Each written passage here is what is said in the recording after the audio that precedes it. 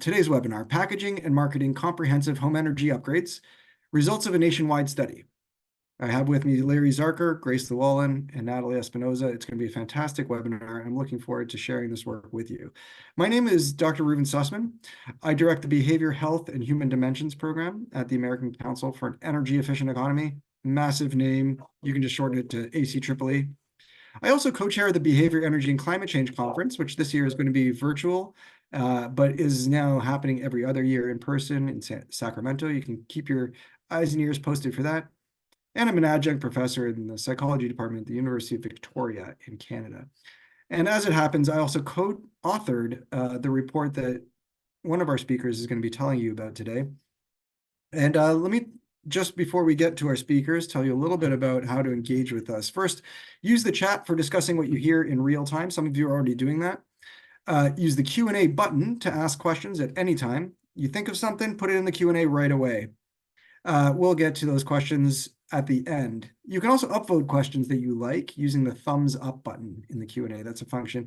And we'll be looking at some of the highest rated questions as well as some of the new questions. We're just trying to scan everything, the Q&A, the chat, to get a sense of what everybody's talking about. And we'll field as many of your questions as we can at the end of all the presentations. And anything we don't get to, I will forward that to the speakers and they can reply to you on their own time. And of course, the most asked question, I'm sure I'm going to get this a number of times, is this going to be recorded? Can we get the slides? The answer to both is yes. Our faithful Nick Roper will be doing that, sending you an email next couple of days about the presentation with the recording of the slides. Okay, so let's get to today's webinar. I'm very excited about packaging and marketing comprehensive home energy upgrades. We're going to start with Larry Zarker, CEO of the Building Performance Institute. He's going to tell us about, so his organization works with other organizations that have thousands of contractors on the ground. He's going to tell us the importance of comprehensive retrofits as opposed to one-offs, and how folks in the field are encouraging or should be doing a better job of encouraging comprehensive retrofits. Next, we have Grace Llewellyn, our newest staff here at the Behavior Program at ACEEE. She's a research analyst with the Behavior and Health team, and she'll be telling you about the report that I co-authored with her on packaging and marketing comprehensive home energy retrofits. Now, that's mainly about market rate promotion and marketing. But getting comprehensive retrofits into everybody's home is important. And that's why we brought a third speaker, Natalie Espinoza, program manager at the Energy Coalition. We're very lucky to have her. She'll be talking about how to message and package and market comprehensive home energy retrofits for low income or low to moderate income programs, which is also very important. She works with the Energy Coalition, which is a marketing partner for the Behavior, Energy, and Climate Change Conference. They do excellent work, and I highly recommend them. So with that, I'm very happy to turn it over to our first speaker, Larry Zarker. Larry, go ahead. Okay, thank you, Reuven. Let me pull up my slide deck. And can you see that? Not real.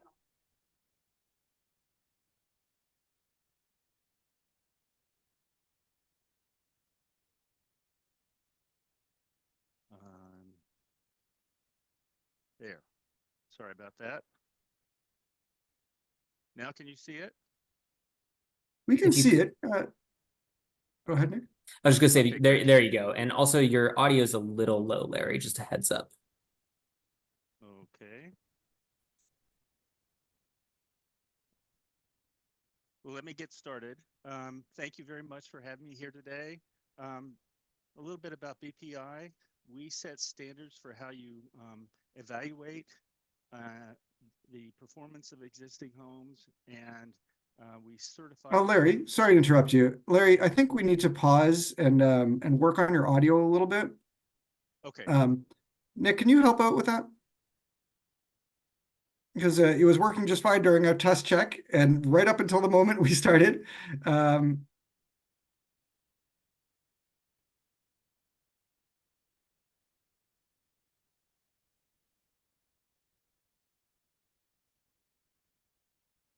need to get to my. Yeah, thank you, everybody who's chiming in. It is not yet. I'm at 100%. it's possible that the microphone itself is having a problem, or that it's coming through it. Maybe it's set to use a different microphone. I'm not exactly sure. Maybe in the meantime, we can go over to Grace to share her presentation, and then we'll come back to you, Larry. Is that okay? Okay, did Oh, did there, that it's help any? perfect. Never mind, it's perfect. I Okay, don't know what you did, but it's working now. okay, good. And you can see this. I can see it just great. You're coming through Okay, wonderfully. Thank you, Larry. okay, sorry about that. So BPI sets standards for how we assess the condition and the energy performance of existing homes, and we certify the workforce to ensure quality workmanship. We go to market through a national network of training partners and test centers, 110 test centers across the country who do the training and then do provide the certification exams. And why are we interested in the existing home market? Because there are 93 million owner-occupied homes. About a third of those are at least 50 years old, and another third are between 25 and 50 years old. So what we're saying is over 62 million homes, a large majority of our homes were built before modern energy codes and are drafty, uncomfortable, possibly unhealthy, and expensive to operate. So I have given a presentation before that says our homes suck and that's why our kids have sinus problems. When I talk about the word suck, it really is in building science terms called stack effect. What air is being pulled in from outside, often through a crawl space or basement and up into the house, and that can cause unhealthy air. It can provide pathways for insects to come into the home. It certainly leads to energy loss and possible structural damage. So I can refer to this house because I owned it for 30 years and had all sorts of experience with a 1912 house that didn't have very good insulation and had all sorts of performance issues. Some of these pictures are actually from that house. And so when we talk about energy efficiency, what we are also saying is we may be also addressing other parts of the house, and I'll get into that now. So yes, high utility bills are a driver, but so are things like drafts and uncomfortable rooms, dust and allergies, asthma and sinusitis, moisture and mold. We're all concerned about climate change. And ever since the Arab oil embargo in the 1970s, we've been focused on trying to get to energy independence. So there's a lot of things going on, and our buildings are really an important element of this.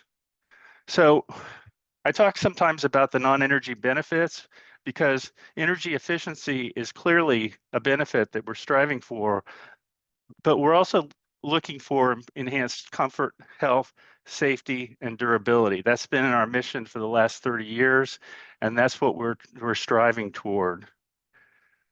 And as you know, if you live in a house, there are many different systems in the house, and they all interact. And what our contractors try to do is understand how those systems interact. So let's just take one look at a question of, do you know where your, I'm not going to say fresh air because it may not be fresh, where that air comes from. And in the case of this red arrow, we're looking through a crawl space into the basement where there's a band joist. This is the insulation up against that band joist, and you see that fiberglass can be a filter. It's not intended to be a filter, but you see that there's quite a lot of air movement coming in from that crawl space. So what do we know about crawl spaces? Well, very often they're wet. Very often there's mold. Sometimes there's critters living in there that you may not know about and not necessarily want to know about. And then those air leakage pathways into the house are highways for insects like these sugar ants to come into the house. If you've ever seen them, one of the benefits of doing the comprehensive approach is air sealing and insulating the house. so that you prevent this kind of invasion. So the bad news here is 15 feet away from that band joist is the air handling unit. This is the supply of air that is distributed throughout the house. So you see these ducts, they're the supply. And you say, well, thank God there was a furnace filter, because these things, that's a horrible condition that furnace filter got that much guck in it. And then you have to ask yourself the question, where is the furnace filter slot? It's actually at the end of the return, which means that it is filtering all the air that we've been breathing in the house. And what I ask myself is, do my lungs look like this filter? I'm hoping not. But that's one of the things that we try and get a hold of, is stop the air from leaking in, insulate properly, and we'll get into this in a minute, how all the other elements of the comprehensive approach. So pull that insulation out at the band joist and now effectively air seal and insulate it so that that never happens again. So that's what we're talking about here, is just trying to look systematically at all the problems that are there. Now, that old house had a huge energy load. By doing things like air sealing, insulation, efficient HVAC, duct sealing, ventilation, all of the elements here on this page, you can actually drive that load down. And by driving the load down and designing an efficient HVAC system, you have a greater likelihood that it's going to work. So this poor woman, she's not sure who she's going to call. She knows she's got problems. These are the kinds of things I dealt with as a homeowner. I still do. Do I call a specialist to come in and do one thing, or do I go for the comprehensive approach that says, let's find all the problems and get them fixed? She's probably not going to call Ghostbusters, but I do think that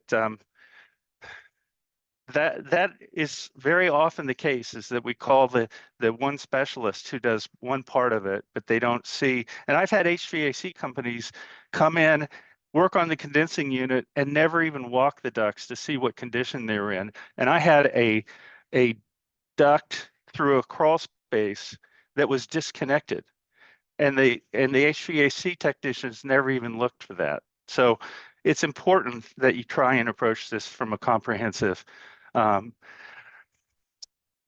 process. So I look at the industry as there's two business models. The single measure companies that come in and go out. I've tried to convince a lot of them to go for the comprehensive approach. And they say, well, that's not really our business model. We want to sell lots of units, get them installed, and go on to the next house. We don't want to spend all day at somebody's house. On the other hand, the comprehensive approach, which our Gold Star contractors use, is likely to build a more effective long-term business model. This is the example of one company. They're a Gold Star contractor. They started out, Hal Smith started out in HVAC. He said in a presentation that people would call him and say, can you blow insulation in my attic? He says, hell no, I don't do that. And then he said, I can do that. And he learned air sealing and insulation. And then he said, now I took that customer away from my competition.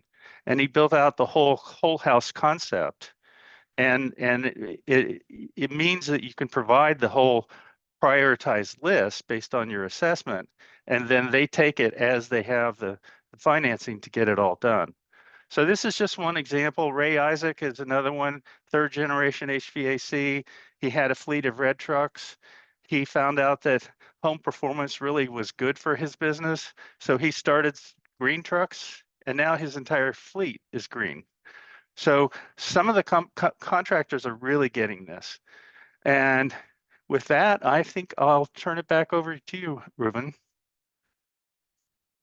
Thanks, Larry. I appreciate that. And I'm just going to flip the baton real quick right over to Grace, actually, to to talk about the national study that we conducted together. All right, give me 1 second here.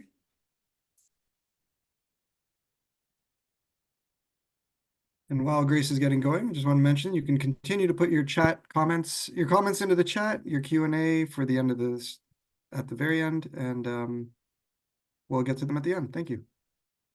Great. Everything looking good, sounding good? Looks good to me. Perfect. Well, excited to be presenting this to you all today because it's been a road, it's been a while. We've been working on this for about a year or so, but today's the day, and we are announcing our report on messaging and packaging comprehensive home retrofits. And I'm so glad Larry was here today to speak to us about the value of that. That means I don't have to. But yes, we want to go beyond just one-off energy upgrades. And how can we encourage homeowners to do more of that? In this paper, we use the word comprehensive to refer to 20% or more modeled savings. And this choice comes from the backdrop of the IRA rebates. As many of you are probably well aware, there's been a nationwide push for more of this comprehensive level of energy upgrades and investment. And with that national push comes these incentives. But just offering the money may not be enough to get people to take the government up and others up on this offer. So we wanted to look into what are some of the ways that behavioral science can provide value in encouraging adoption beyond just traditional economic incentives. So with this question, how can we encourage more people to do more comprehensive upgrades? Well, what would be the most attractive way to combine home energy upgrades as somewhat of a retrofit package? If that were to exist, what would make that an attractive offering? And so we decided to do some research on this, and ultimately what we've come up with is a set of hopefully useful insights related to how to message comprehensive retrofits, who to target, like what the audience should be, what the packages could look like to be particularly attractive, and what are some of these behaviorally informed strategies that could be combined with these sorts of packages to further increase the likelihood that people will adopt comprehensive energy upgrades. And unfortunately, because there's so much in this report and in the research that we've done, I'm only going to be able to talk about 2 of these components today, but hopefully if Nick can drop that in the chat for us, you guys can check out the blog post for kind of a breakdown of these 4 different types of insights that we have for you from the report. So yeah, on the note of packages and audience, we had a couple of key research questions that were driving this set of experiments. And the first one of those is just what energy upgrades or packages of upgrades would be most attractive to homeowners? How can we get people over that 20% threshold? Because there's so many different pathways that people could be taking. What would be a great way for people to market this sort of investment? How do we combine that? And then the second question we had was a curiosity about, well, what if we added in non-efficiency related energy upgrades to the mix? Would that make comprehensive energy efficiency packages more attractive to homeowners? Since we know it's attractive to some groups, would that actually affect the attractiveness of energy efficiency? And then the third question I'll discuss today is there anyone out there that we can identify? Can we identify any groups of people who would be more receptive to comprehensive style energy retrofits than others? And to explore those questions and more, we conducted an online survey of about 1,500 US homeowners. This was a fairly nationally representative sample, plus or minus a few demographic differences. Everyone owned a home, single family home, duplex, row home, just not any large buildings. We made sure that no one was employed in marketing or utilities, that sort of thing. And when we conducted this survey, it looked a little bit like this. So this is the general structure of how this went. We had 4 main parts of the survey, 4 experiments. The first one being the larger one about this packaging question. We did a discrete choice experiment, which I'll show you in just a second. But additionally, we took a look at what kinds of financing would be particularly persuasive in helping increase people's likelihood to adopt or willingness to adopt comprehensive energy retrofits. What kinds of events would people be more likely to go to that comprehensive level with, like following some sort of flooding issue with the home or after maintenance? What would be most appealing to people? And we also looked into the foot in the door strategy, which is, you know, starting with one smaller ask or with one ask and using that ask as a way of opening the conversation for potentially more. And that's another thing we looked at in this report. But again, I'm not going to have time to talk about all of that, so we're just kind of focused on part 1. And this is what the screen kind of looked like after we took participants through a little bit of an intro. We checked their knowledge about the different types of upgrades and energy upgrades and things they could be doing for their homes. We showed them this screen here, and we had them choosing between alternatives. We have a package A and a package B, and they would all be different. There were 144, I think, different package combinations that people could choose from. And everyone got to see a couple of those. And basically through the magic of math and science, we were able to figure out what some of these preferences were. But you can see here, these are the different upgrade attributes that we varied the packages by. Some of them would have, you know, insulation, some of them would not. You can see an example here of what these 2 different, like what 2 packages could look like. Some would have some attributes and some would have none. Some would have higher levels of efficiency and some would have lower. And people would be able to compare that across those attributes, as well as information around health and comfort and other non-energy benefits that you could hover over and see. But also we included cost information because we do know this is very important to consumers when they are making these kinds of decisions. And then the first thing to mention here is not really a finding per se, because it's quite obvious, but cost is very prohibitive for folks when it comes to comprehensive retrofits, unfortunately. But we found that 65% of our respondents were willing to spend $1,000 or more on comprehensive level energy retrofits. These are the folks that we look at. So the rest of what I show you today is mostly on that 65%, the people that are willing. So of the people that are willing, what can we learn about them and their preferences?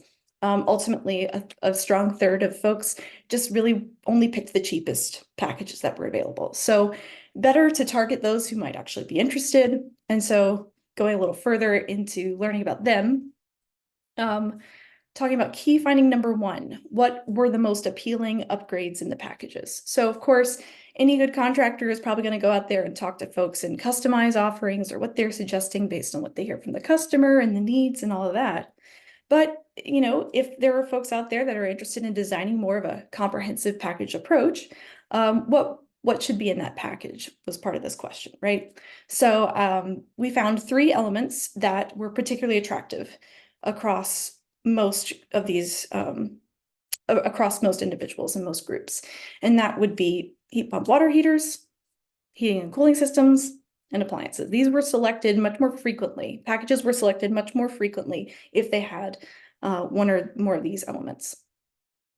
And then packages were more often avoided when they included these elements: level 2 EV charger, solar panels, and Energy Star windows.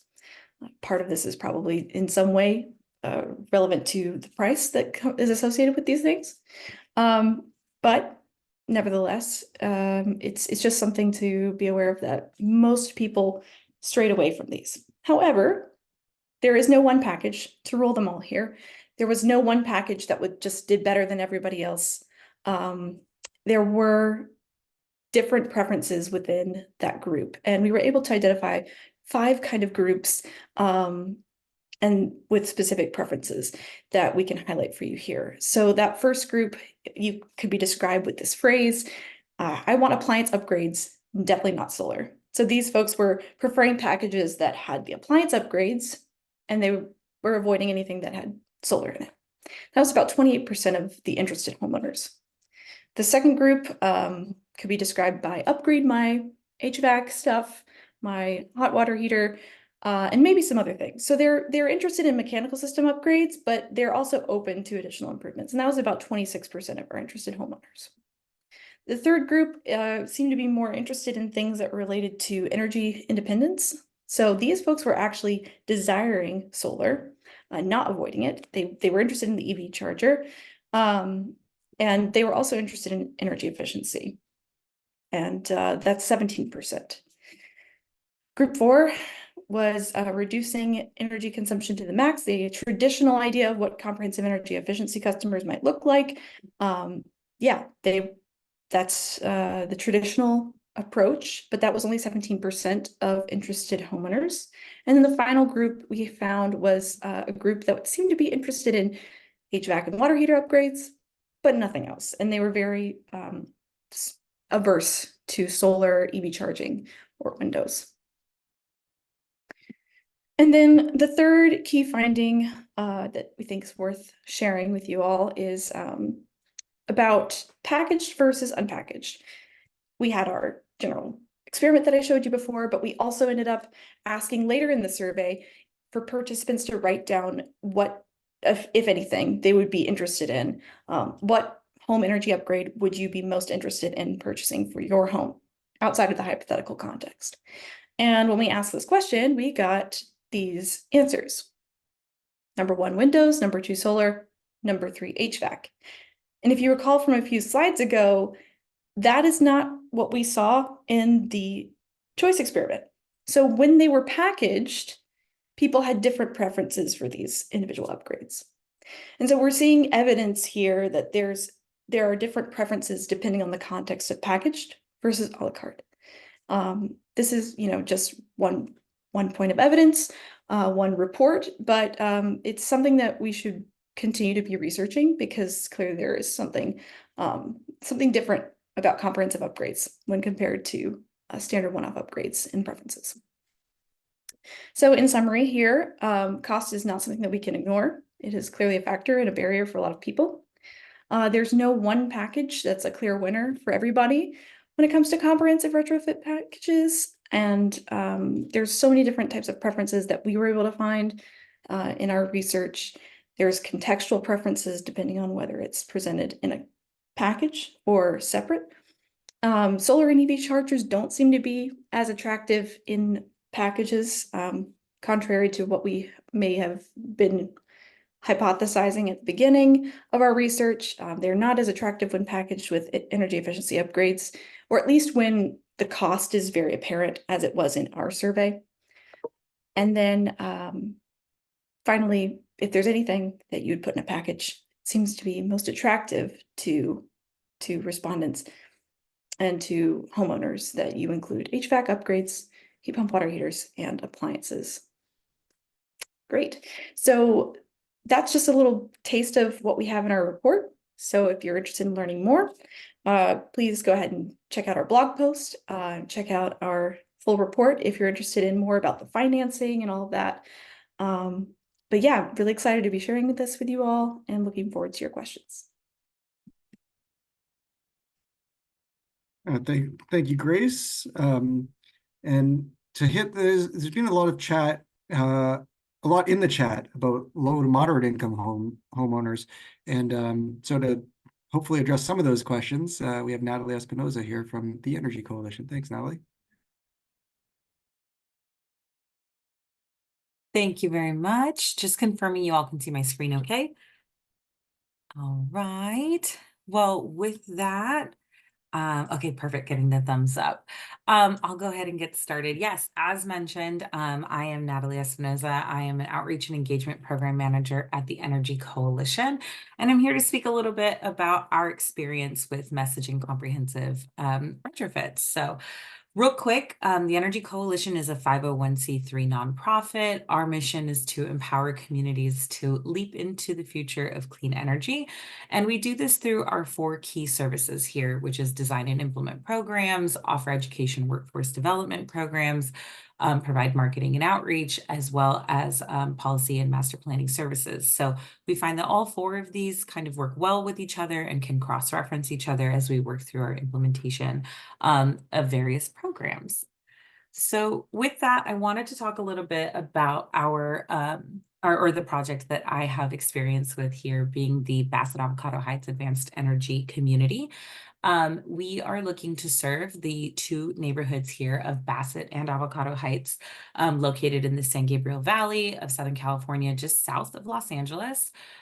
This neighborhood is surrounded by 3 freeways, a battery recycling plant, and a landfill. And it is a disadvantaged community with low-income residents, about 84% Hispanic, with a median income of about $60,000 a year.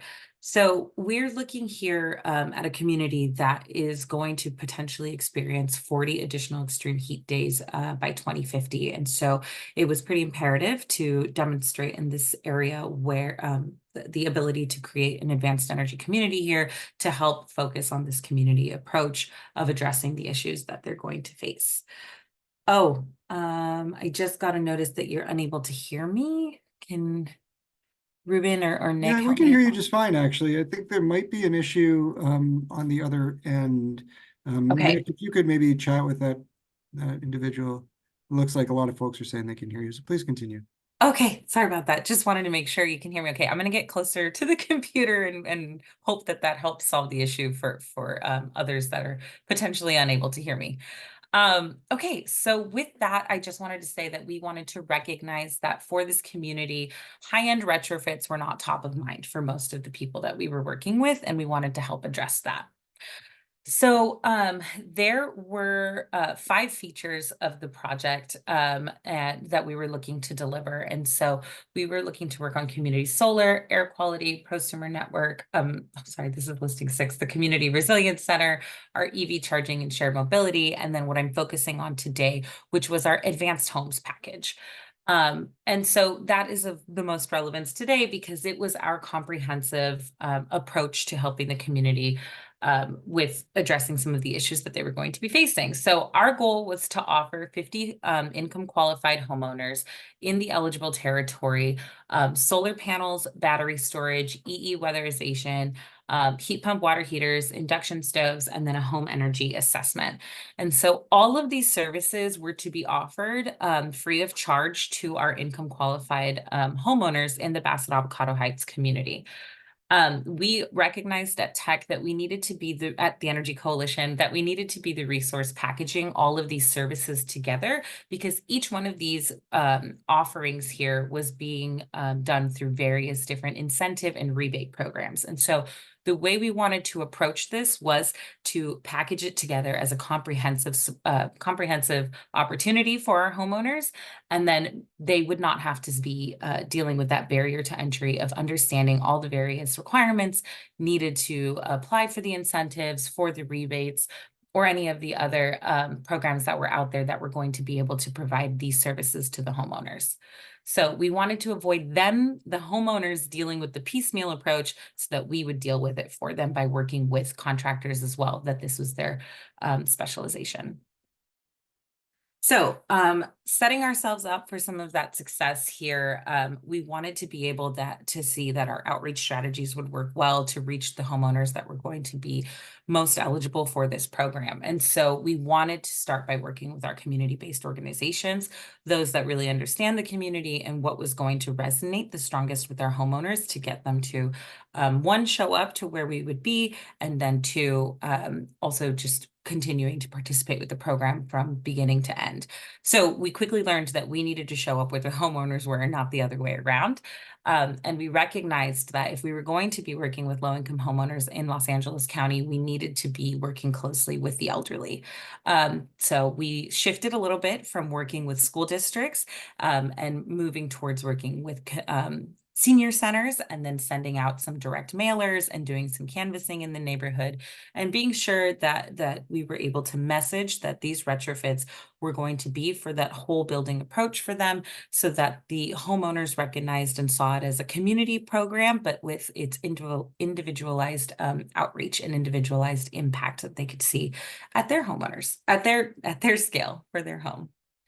So before we could really secure that buy-in, we had to go and make sure we were working with the right audience there, and then just making sure we defined that strategy by what their needs were.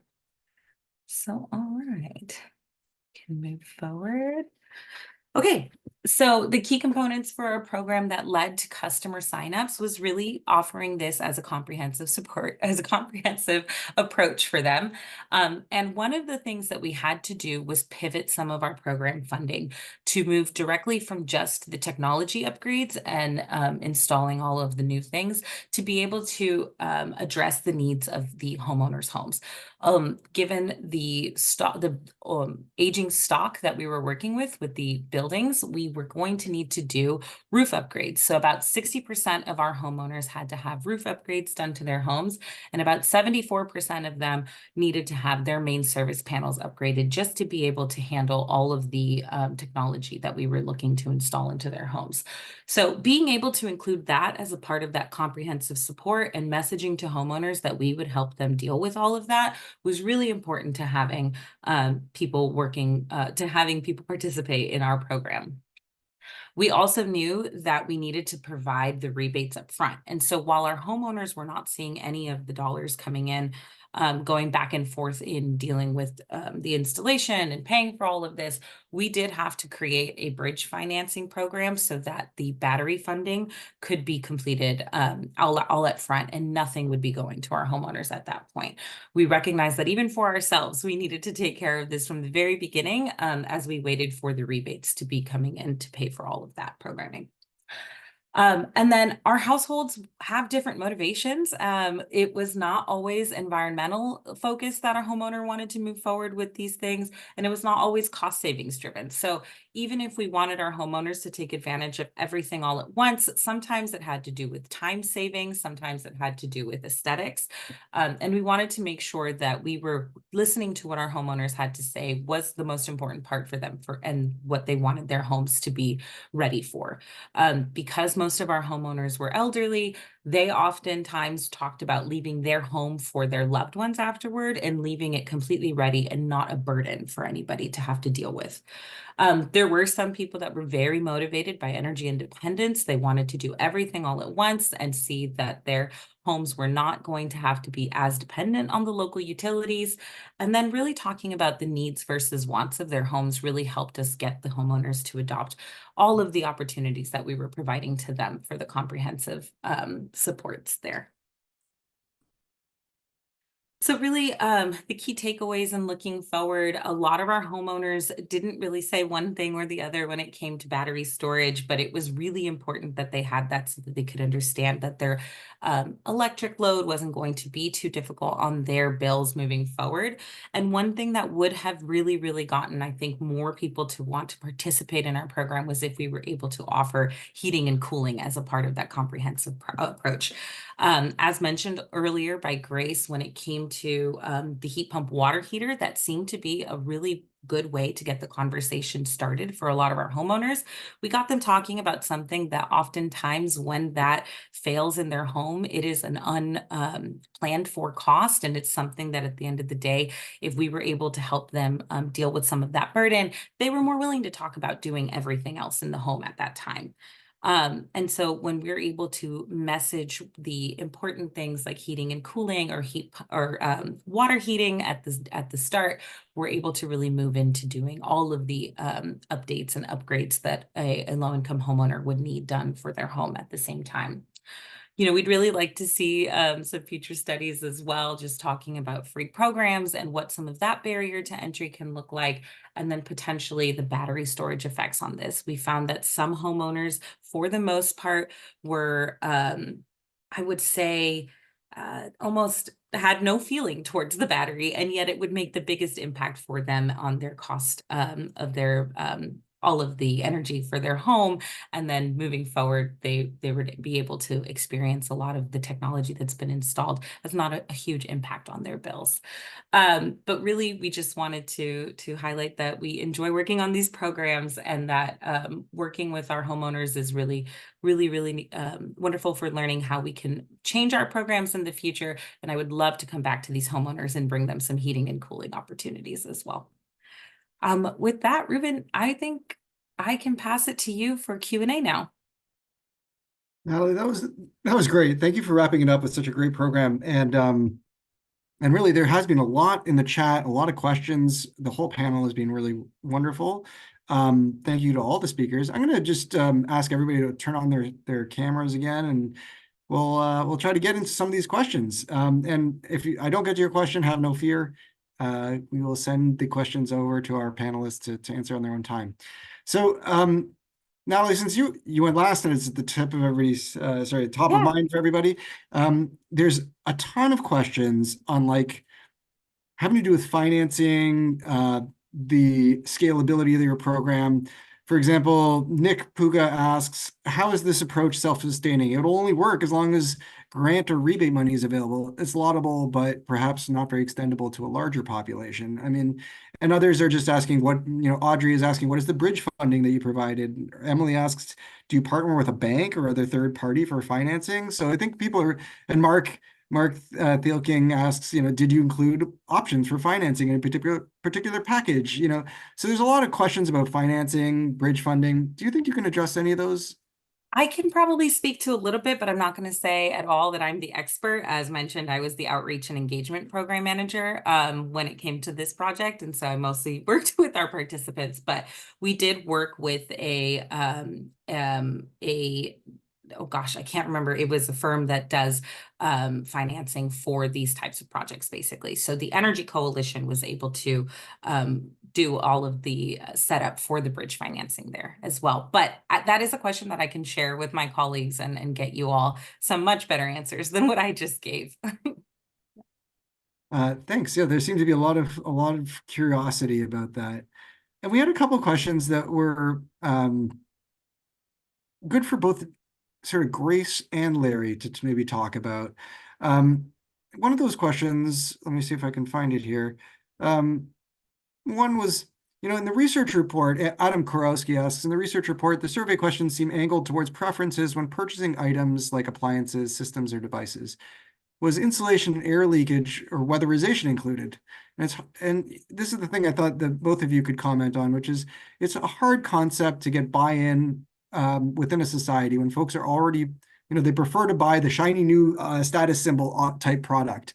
They don't want to get into that thing you can't see. It's just insulation. It's just so important. I mean, Grace, I guess first question is to you. Did we include insulation, air leakage in the packages? And then second would be to Larry. Like, have you noticed that people want the shiny thing that they can see more than the things they can't see, like the insulation? Yeah, so with the packages, when we were designing what elements were we going to include and what were we going to exclude, because there's a limit on how many things we can show to any given participant. We talked to contractors. We asked, is this something that you usually combine together? Is it something that is often sold separately? And it seemed like there are some that do it together every time, and there's some that just do air sealing over here and insulation over there. And those are like considered two separate things to add on to a bill. So we did end up including air sealing and insulation as one attribute together, with like the first level being like just the insulation, and then the next level, I believe, being air sealing with insulation, if I'm not mistaken. Does that sound about right, Ruben? Yeah, yeah. Okay, I'll come at that from a different angle. Uh, Cold climate air source heat pumps is kind of all the rage. It's one of those shiny new objects out there. And David Liss from NEEP has a observation that says there's 100 ways you can get it wrong, but only one way you can get it right. And it's really important that you get it right, because if you think back to my slide of my house where the load was enormous, if you don't bring that load down, you probably are not going to design the air source heat pump correctly, and it won't perform correctly. So there is a loading order that in my mind starts with air sealing and insulation, and then you can do all the shiny new objects that you want. Yeah, the importance of doing things in the right order is really apparent. I think that that is something that isn't intuitive to everybody. But yeah, I'll also mention, our results, from what you've already seen, insulation didn't make it at the top of the list of things that people were like interested in. So it doesn't have that shininess that some of the other attributes, some of the other energy upgrades do. And that's, that's just something to be aware of with consumer preferences. It may not be in line exactly with what we want consumers to already be coming in with if we're going for more of that home performance, model. Yeah, yeah. And I think this kind of goes into the next question that Nick Puga asked, which was, how do you avoid the undesirable aspect of, quote, bundling, basically having expensive retrofits with marginal savings being subsidized by the most effective ones? Do you have a cutoff for the bundle benefit cost ratio? And I as a co-author on this, I can jump in a little bit here to just say that, I mean, Grace, you can disagree with me, but I think that bundling is not a bad thing. What we're hoping to find is like, what do people want? And then bundle that with what people need in order to get those, upgrades in there. It's Larry, how do you feel about this bundling issue? Is it a negative, a positive, or neutral? What do you think? It depends sometimes on how the contractor handles it. If there's, at the kitchen table talking about problems people are having, are there rooms you can't bring to temperature in the summer or the winter? Do you have any, have you ever seen any rodents or mold, or do you have water intrusion? People will generally fess up that they have those issues, and then you can say, let's attack those as a group and try and make your house more comfortable, healthy, safe, durable, and energy efficient. So it's not easy. I've heard contractors who say, if you try and hit them with the amount of money it's going to cost, they're going to walk away. But if you say, this all boils down to a cup of coffee from Starbucks every day for the next 8 years, you might get a sale. So it's a little bit about how it's presented. Yeah, that's kind of what we're all about here, and what this webinar is really about. I guess I'll jump over to Natalie with a couple of questions here. Anna Galicio, I'm sorry if I mispronounced the name, says, great program, Natalie. Were you only targeting owner-occupied single-family homes or some units that were renter-occupied? How did you guarantee there weren't cost increases? Or, they love the bridge financing, but how did you execute that? And then Mario Garcia just asks, did LMI homeowners participate in this program?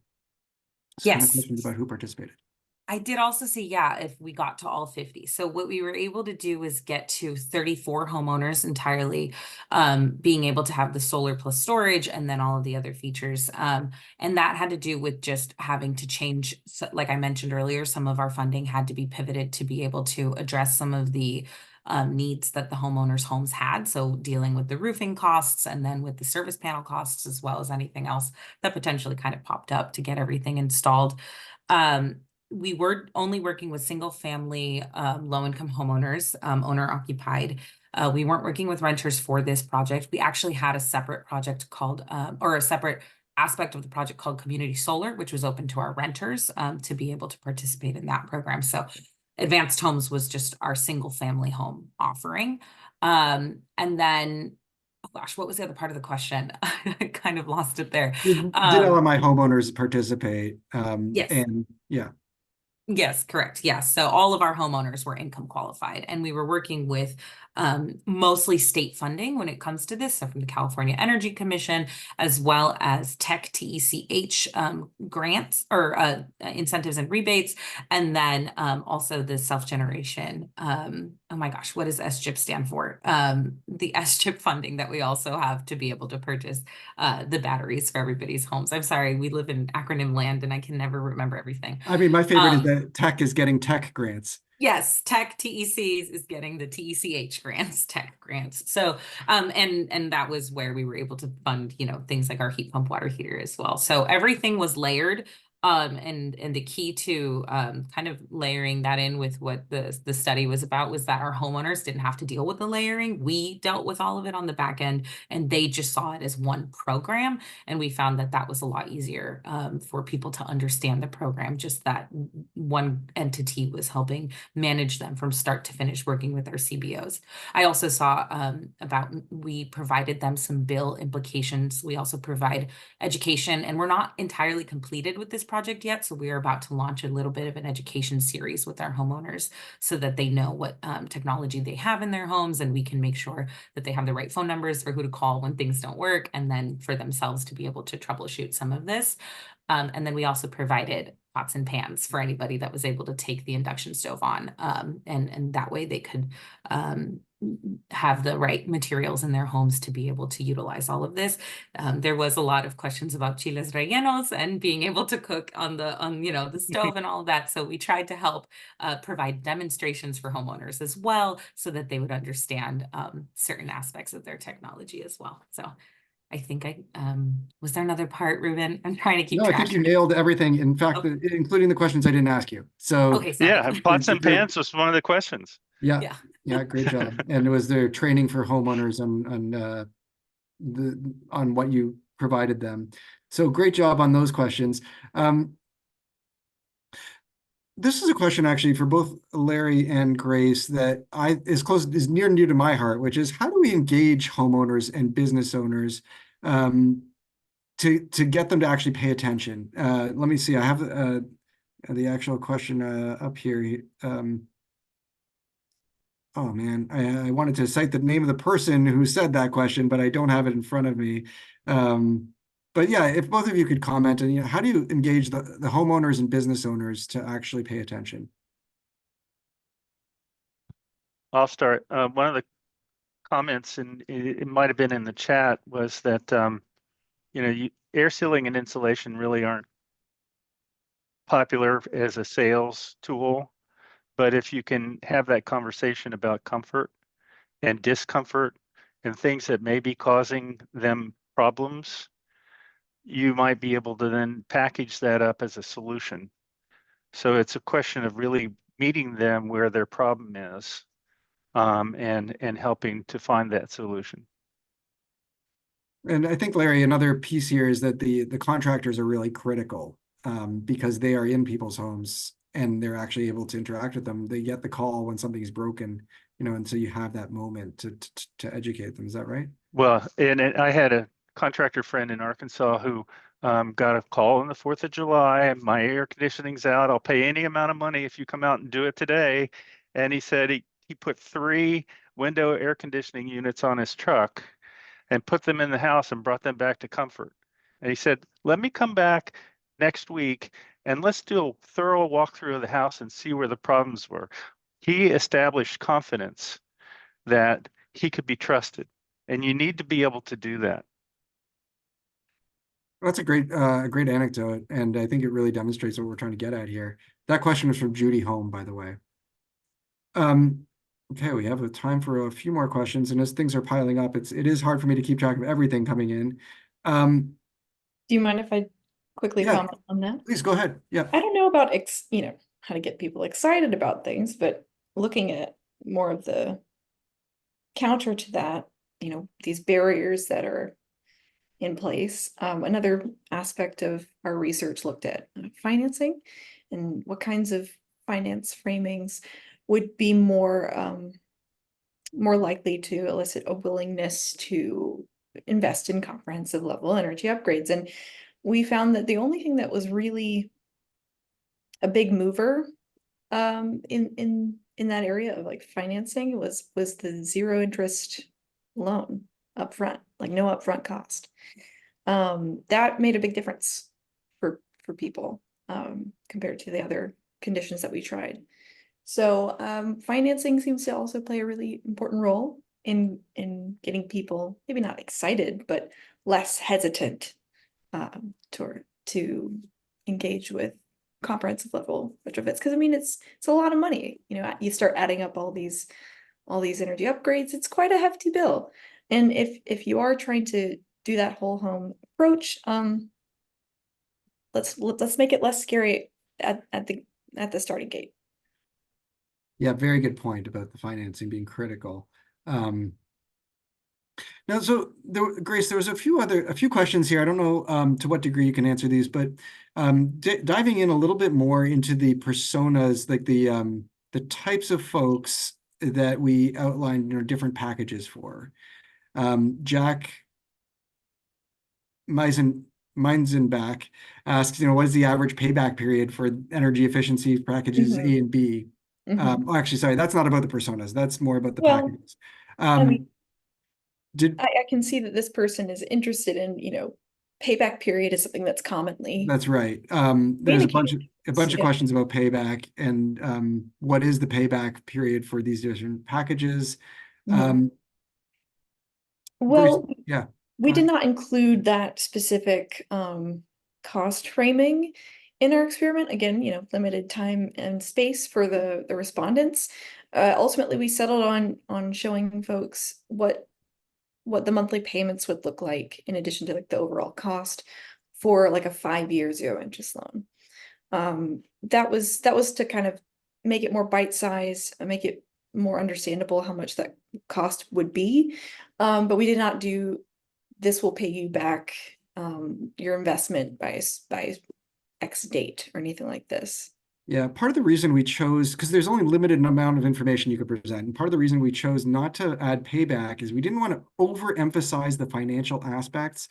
Truly, when contractors are going into the homes, as Larry mentioned, comfort is a big motivator, health is a big motivator, and if we put too much emphasis on like payback period upfront, it really zeroes the customer's focus onto the financial piece and away from those other aspects. So we wanted to be more realistic. We did present the costs and the monthly savings, but we didn't want to like also present the payback period and also present how long it takes, how much you'll, earn from those solar credits and that kind of thing. I urge you to read the full report so you get a real sense of exactly what we asked. But this is kind of how that we made those trade-offs. Yeah. Grace, sorry, did you have one more thing to add? Oh, just, if we could test everything, we would. Absolutely. There's always a limit to that. So for Yeah. now, this is what we've got. And that was just one of 5 or 6 experiments that we conducted in that online survey. So check out the report for the rest of the information. We're up to our time. Unfortunately, time flies when we're having fun. Thank you so much, Grace. Thank you, Natalie. Thank you, Larry. Wonderful presentations. And I do urge you all to reach out to us individually. I don't know if anybody wants to share their contact info in the chat. I've kind of put you on the spot here, but feel free to reach out to us individually or through ACEEE and be in touch if you have any questions. Download the reports and be sure to, Larry, one of the things people are asking about is where they can get a BPI contractor. So feel free to plop that into the chat and we'll be hearing more of all 3 of you in the near future. Thank you very much. I had a couple of questions about that and I answered them in the Q&A. Okay. But I could put it in the chat too. Why not? Is a quick, if you want to give people any suggestions on what to Google. It's I'll just tell it everyone. BPI.org. There's a locator tool at the top. It's a zip code locator. Put in your zip code and it'll take you to the Gold Star contractors and all the companies that have certified professionals. And thank you, Lynn's friends. And thanks everybody for putting in their April Fool's pranks. I'll be using those later. All right. Have a wonderful day and see you next time.